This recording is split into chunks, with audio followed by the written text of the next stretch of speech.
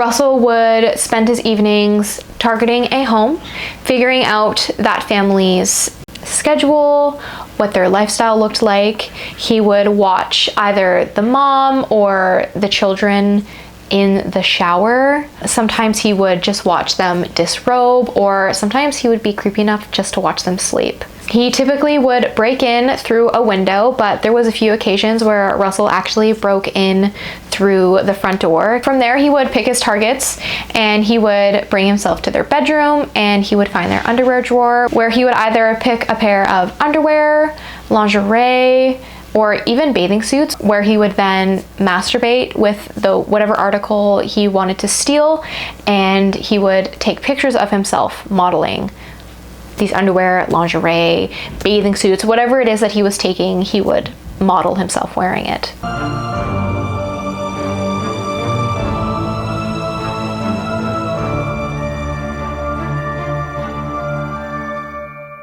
In September of 2009, Russell would break into a woman's home. We don't know her name. She preferred to go by Jane Doe, so that's what we're going to refer to her as. So he broke into Jane's home, and he knew Jane was home at this time. She was sleeping in her bed with her 8-week-old newborn baby.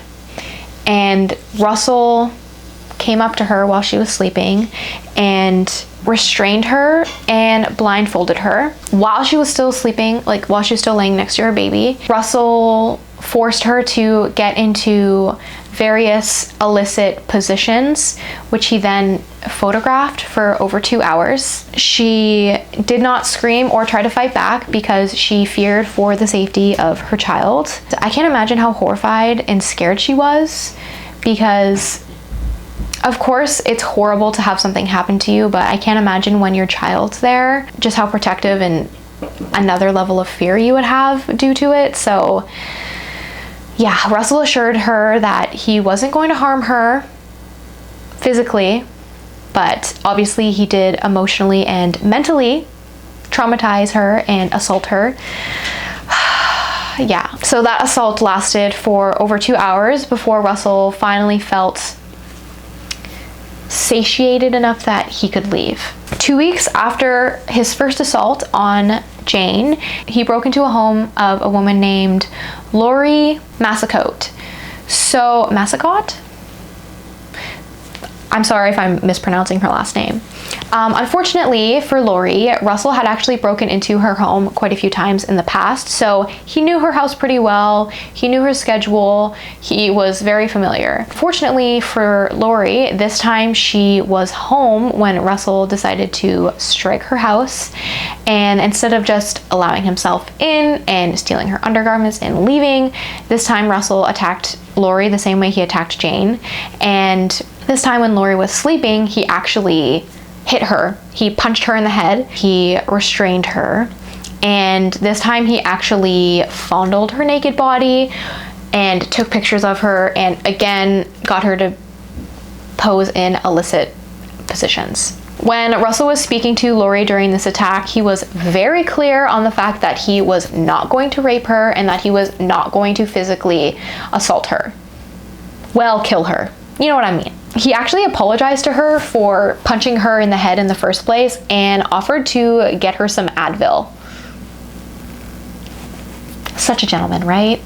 This attack on Lori lasted for more than 3 hours. Shortly thereafter, we move into November 25th of 2009. And unfortunately, on this day, that would be Russell's first murder. His first victim's name was Marie France Comeau. Marie was born March 19th, 1972. She joined the military in 1995 at age 23, and she joined as a flight attendant. Friends of Marie have gone on to say that she was a very positive and happy person. She was always trying to find the good in everything. She had lots of friends and family who adored and loved her and who are really feeling the loss of her in their lives. Marie was also posted at CFB Trenton. Russell and Marie were pretty well acquainted as they both have worked together on some flights. They didn't have a close relationship by any means, but they were familiar with one another. Since Russell was so high up in his rank, he had very easy access to her personal information. Through this portal, it was really easy for Russell to figure out her schedule, her address,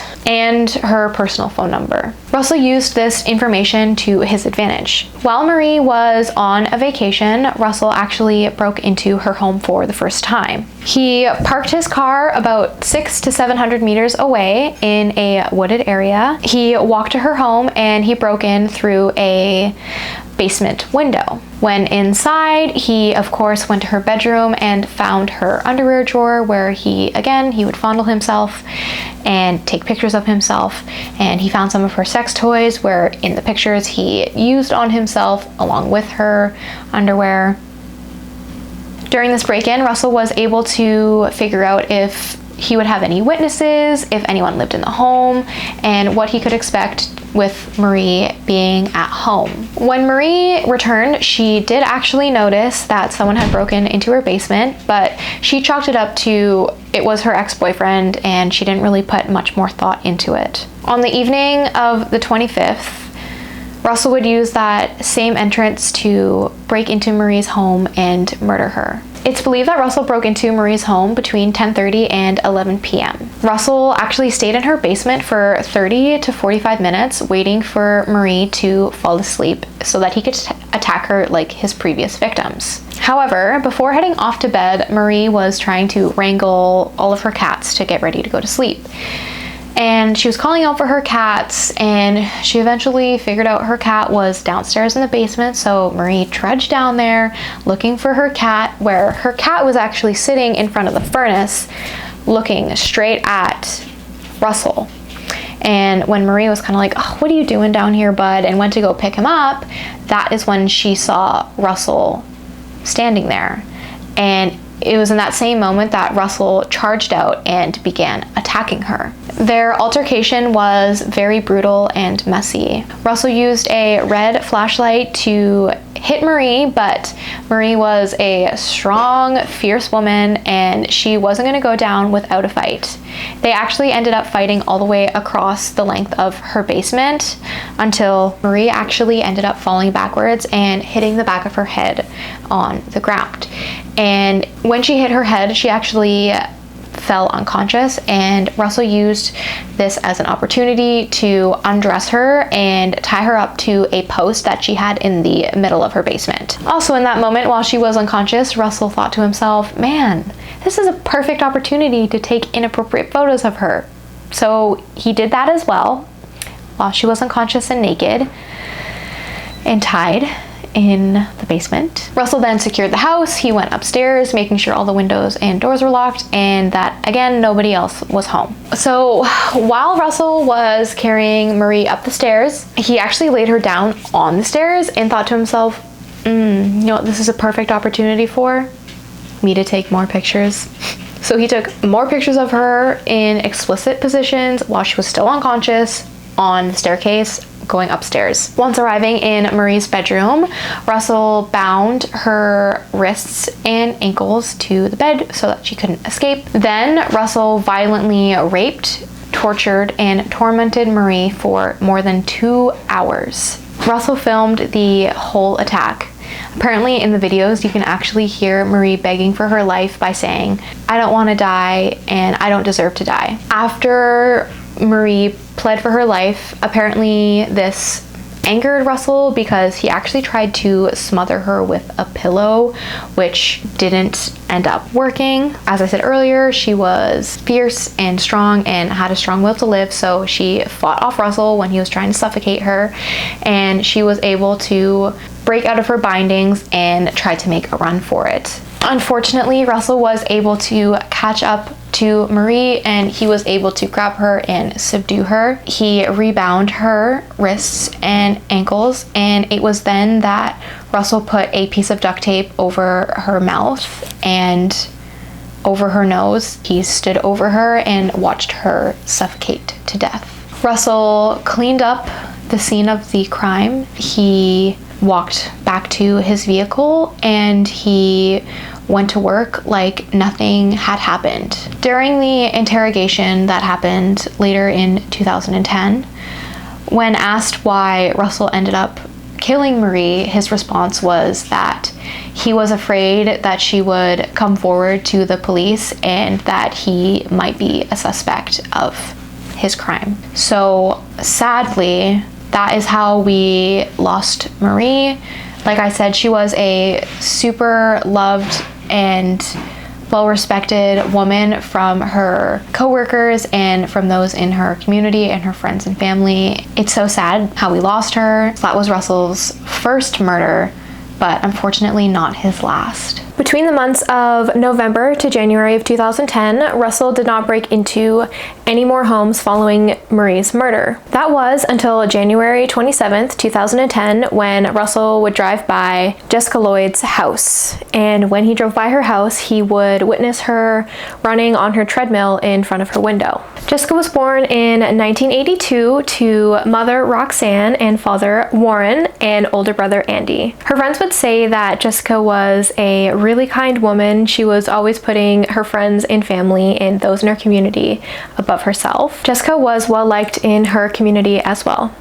Jessica and her brother Andy actually had a very, very close relationship growing up. Through their adulthood, they actually spent a lot of time hanging out together. Andy continues to ensure that Jessica's memory and legacy continues to live on, despite the fact that she is no longer with us. The next day, on the 28th of January, is when Russell broke into Jessica Lloyd's house. It was on that day that Russell went in there and he did the similar thing that he did to Marie's house when he was familiarizing himself with the layout of the home and ensuring that no one else lived there. Once satisfied that nobody would interrupt his attack, Russell took his Nissan Pathfinder and drove it to a field that was kind of behind her property and parked it by some woodland, and he then walked back from his Pathfinder to Jessica's house. Just like the rest of Russell's attacks, he waited until Jessica was asleep to confront her and begin assaulting her. While Russell was advancing on Jessica, she actually woke up, and this is when he struck her. After Russell struck Jessica in the head, he bound her wrists and ankles with ropes and blindfolded her with duct tape. It just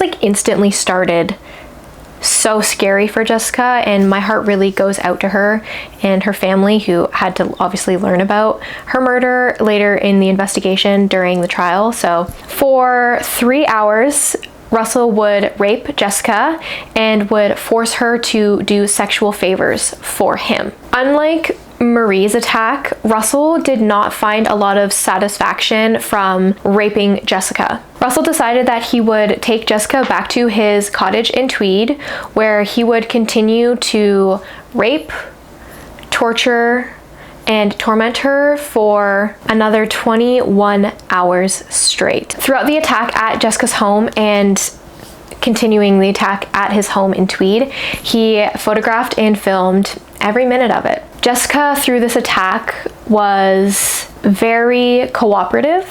She did everything that Russell asked, and if she did make a mistake, she would be sure to apologize to Russell and promise him that the mistake would not happen again. She basically was doing what any one of us would do in that scenario and make sure that we're as good as possible to heighten our chances of survival. Through Russell's attack on Jessica, he assured her that no harm would come to her, that he wouldn't kill her, and that after the attack was finished, he would let her go. And unfortunately, after giving Jessica false hope, he bludgeoned her to death with the same flashlight that he attacked her with at his home. Russell would clean himself up and would drive himself to work that morning. Jessica remained in Russell's garage for 3 days. 3 days he left her there, beaten, raped, murdered, just no care in the world, and he just left her there.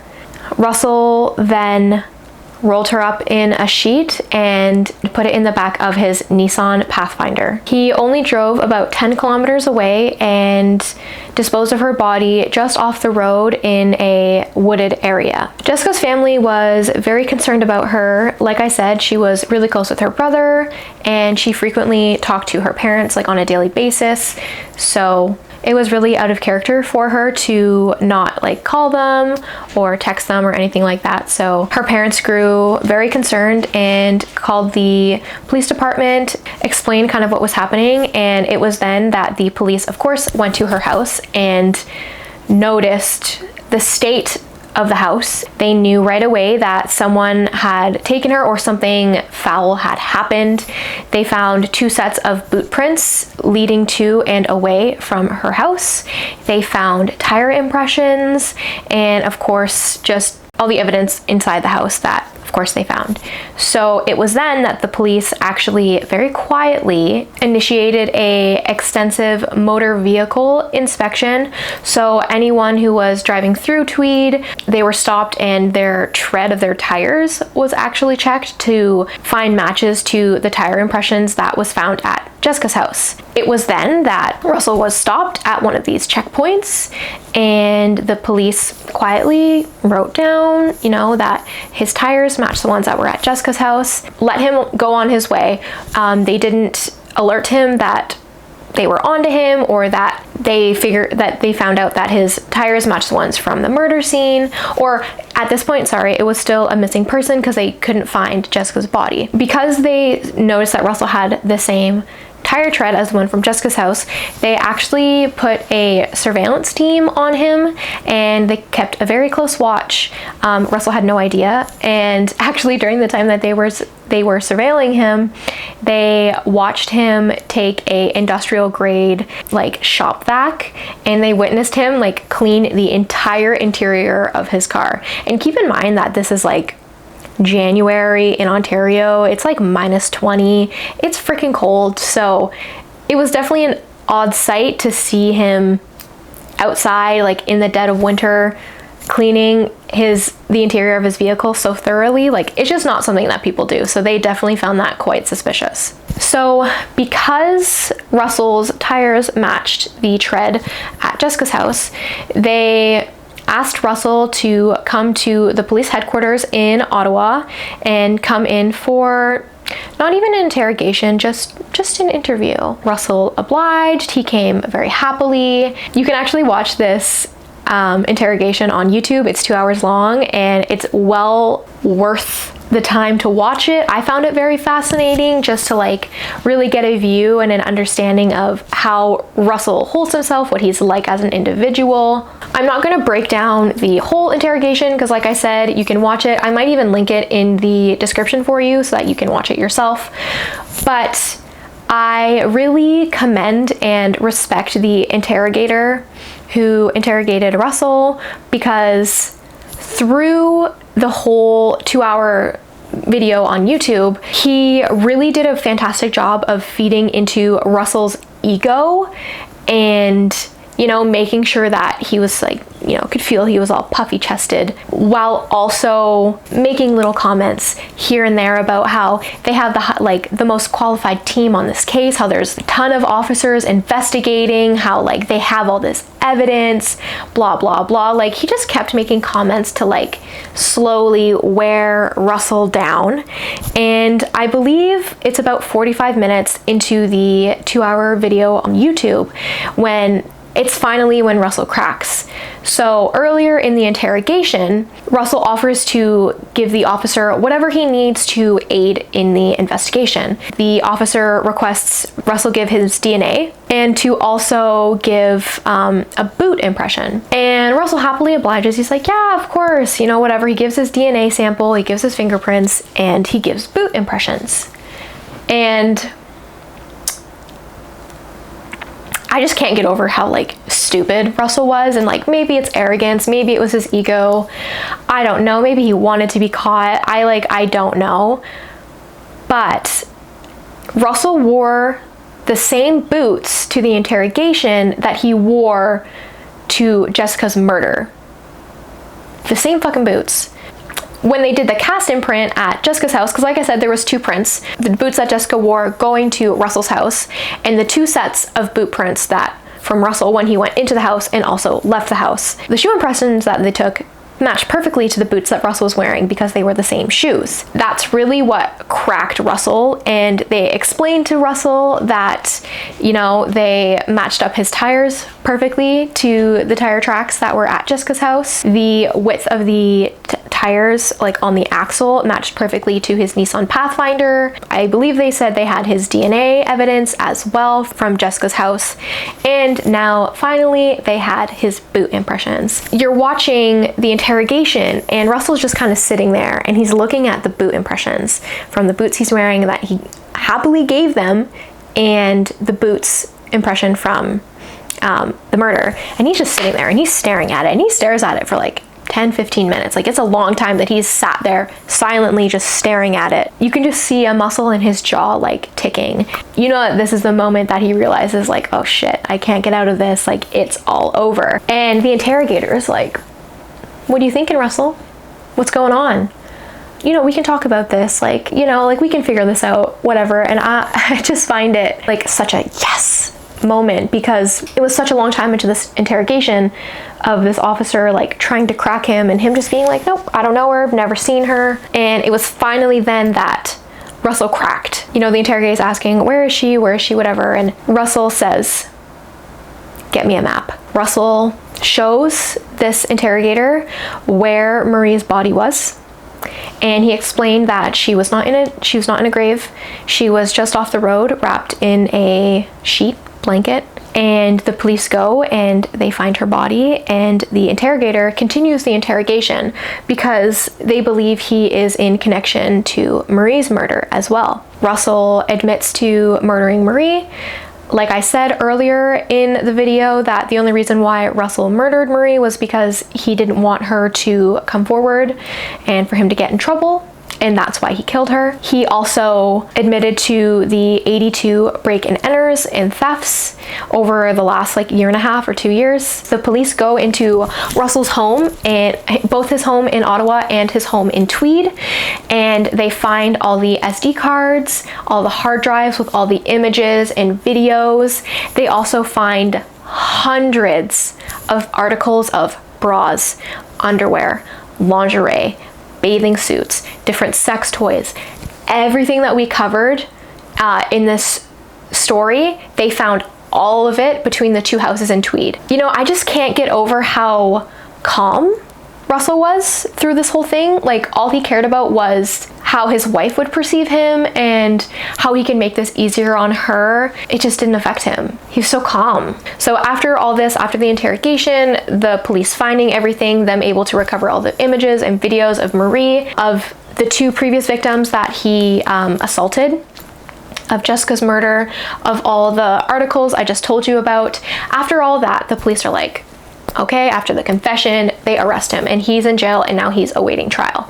So that was in February, and trial happened in late October, and it was October 21st that Russell actually pled guilty to all of his crimes, and he was sentenced to 25 years with no opportunity of parole. He is currently incarcerated in a jail in Belleville, Ontario. That is where he will remain.